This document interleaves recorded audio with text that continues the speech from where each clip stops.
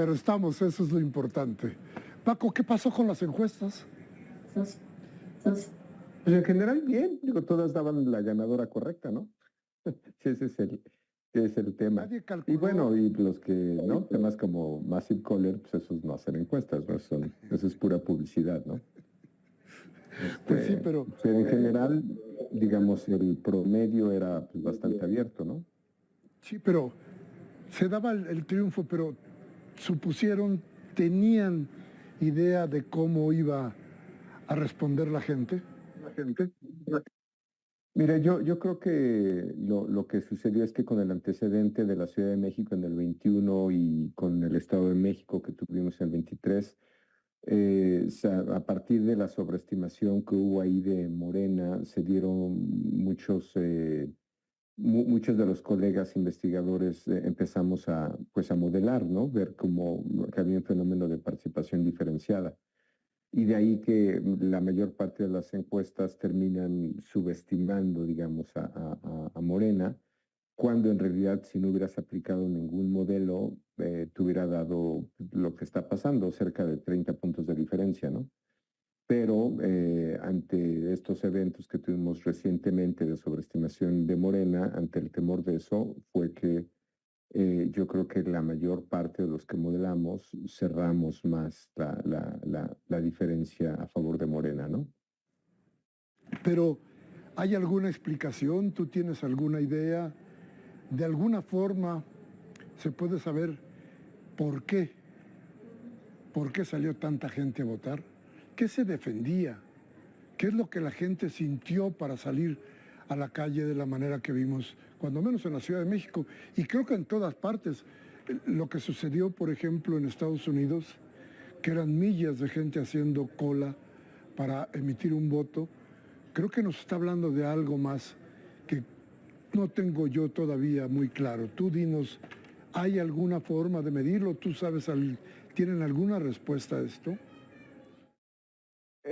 Bueno, en grandes números la participación no es particularmente alta. De hecho, es la segunda más baja para una presidencial después de la de Calderón. Es decir, participación alta fue en lo que va del siglo, en el 2000, en la elección donde gana el expresidente Fox con 64%.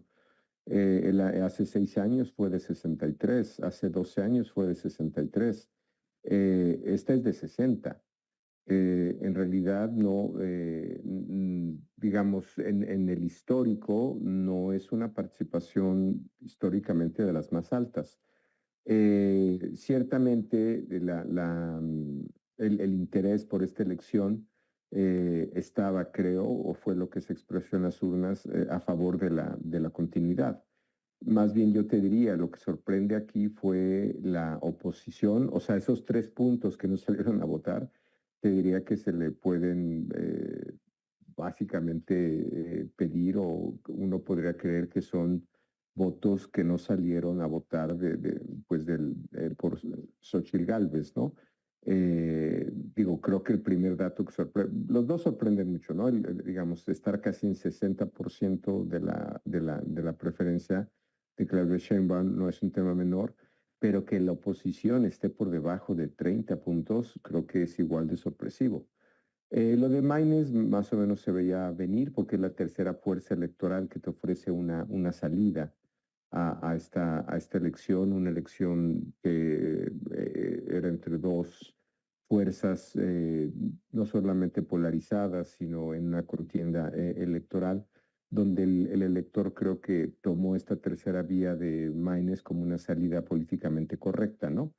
Pero, bueno, otra vez, si lo ves en términos históricos, esta no es de las votaciones más altas que tenemos en la presidencia. De hecho, es la segunda más baja en términos porcentuales, según los números que tenemos hasta ahora, ¿no? Ahora bien, es claro que este voto fue un voto por la continuidad, ¿no? Fue un voto a favor de que siga esta administración sobre todo en políticas públicas muy exitosas como son los programas sociales, como tal vez digamos, a pesar de las carencias o de la crítica que pueda haber en temas como inseguridad, Lo cierto es que los programas sociales son de las políticas públicas más exitosas, ¿no? Y por hablar, digamos, de lo que la gente salió a defender, ¿no? Pero nuevamente yo creo que es igual de sorpresivo es ese número pues, que por la oposición no haya llegado ni a los 30 puntos, ¿no?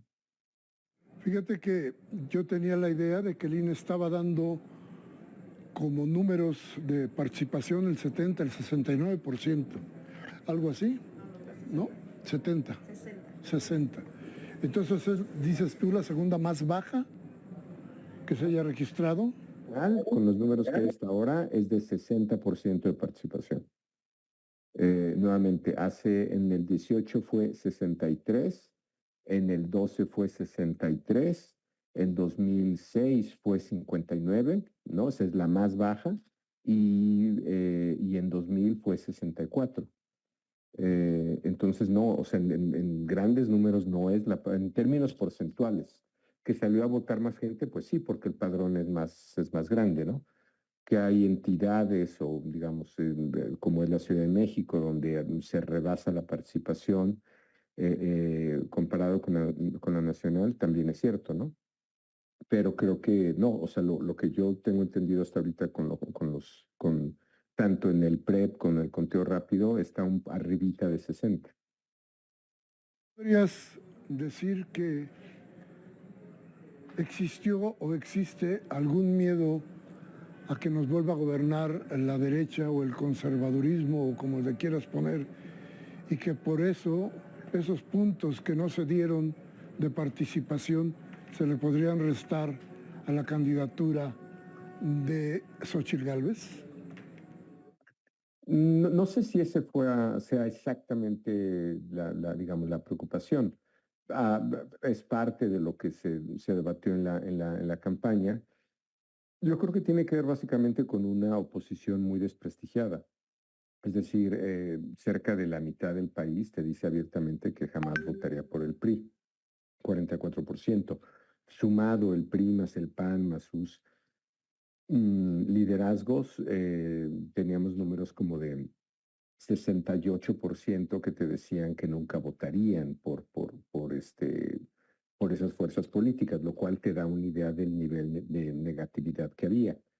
Pero, digamos, dado también la forma en que se dio esta campaña, eh, ciertamente yo creo que terminaron ganando los argumentos pues de Morena, ¿no? Es básicamente el argumento de la continuidad. Sí, digamos, ciertamente la imagen negativa de la oposición fue lo que terminó imperando. Digo, por darte un número, ¿no? Los negativos de Xóchitl Gálvez, eh, es muy, pues, inusual que tengas una candidata, en este caso una candidata a la presidencia, con números negativos. Ella tenía imagen de -8, -16, lo cual es muy inusual. Lo cual te dice que buena parte de ese 28% que votó no fue un voto por ella, fue un voto en contra de Morena y en contra pues, del presidente, ¿no? O del proyecto de Morena. Pero eso es muy distinto que votar a favor de Xóchitl Gálvez, ¿no? Entonces, sí, o sea, creo que puede haber una defensa de esta administración, una defensa eh, de la continuidad y una pues expresión muy manifiesta de que 6 años no fueron suficientes, ¿no? Eso lo investigamos mucho en grupos de enfoque cualitativos, digamos. Y déjame decirte algo más, preguntarte algo más. ¿Qué le está avisando esta elección a la derecha y a los organismos políticos en general? ¿Cuál es el mensaje? ¿Cómo tenemos que leer políticamente lo que sucedió? Si ustedes tienen ya alguna medición o alguna idea del asunto.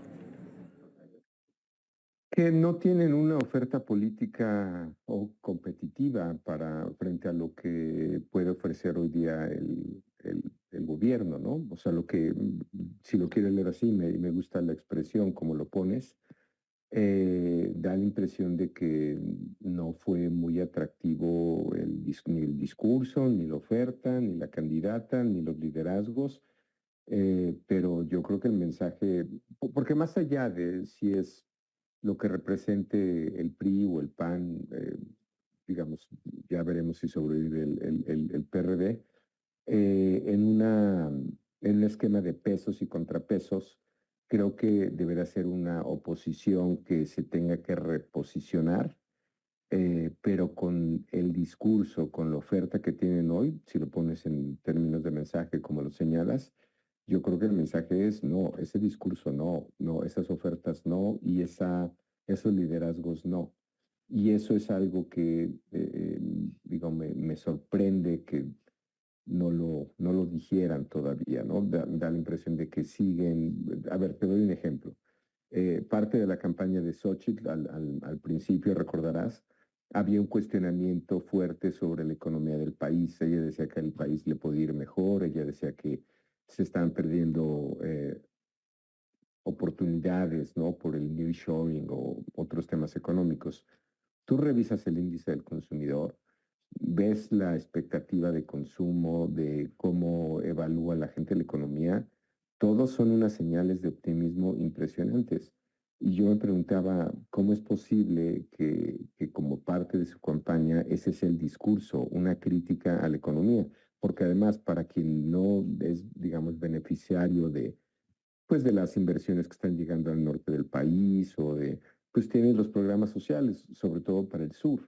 Entonces, en realidad, sí sorprendía mucho los temas de campaña, ¿no? Más allá de una parte ideológica o más allá no, no, o sea, no, estaban muy desenfocados, estaban muy fuera del tono de la campaña, ¿no? O sea, o de lo que le preocupa al ciudadano.